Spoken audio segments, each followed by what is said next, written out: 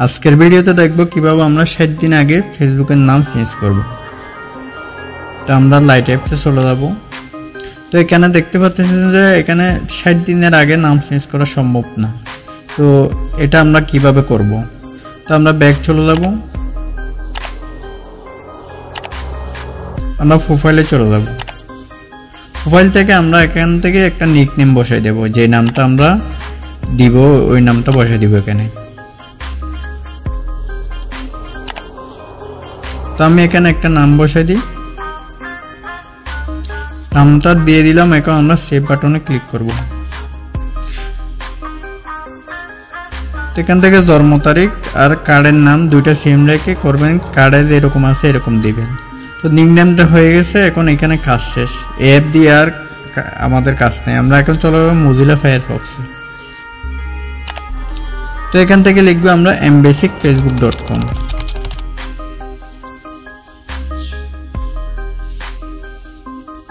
এখানে আমরা যে আইডিটার নামটা চেঞ্জ করবো ওই আইডিটা লগ ইন করবো। এখানে পাসওয়ার্ড আর নাম্বার দিয়ে দিব। নাম্বার আর পাসওয়ার্ড দেওয়ার পর আমরা লগ ইনে ক্লিক করব।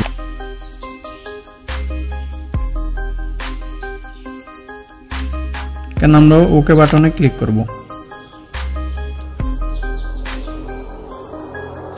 দেখেন আমাদের আইডিটা লগ ইন হয়ে গেছে। আমরা এখন নিচে চলে যাব, এখানে সেটিংস আইকনে ক্লিক করব, সেটিং এন্ড প্রাইভেসি।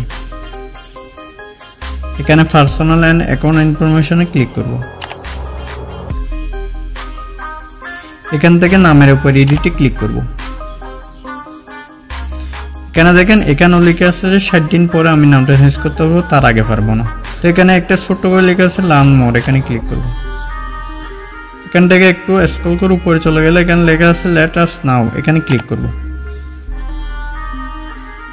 এখন এই ফর্মটা আমাদের ফিল আপ করা লাগবে। তো আপনি কার্ডের মধ্যে যে নাম আছে, আপনি যে নাম নিকনেমে দিয়েছেন ওই নামটা এখানে বসিয়ে দিবেন। আমি এমডি ইমরান।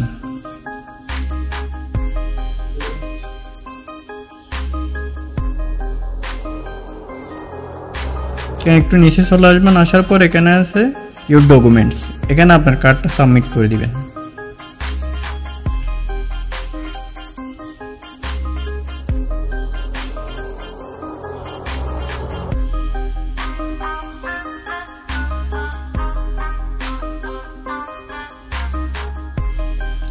এখানে কন্ট্যাক্ট করার জন্য আপনি একটা ইমেল দিয়ে দিবেন।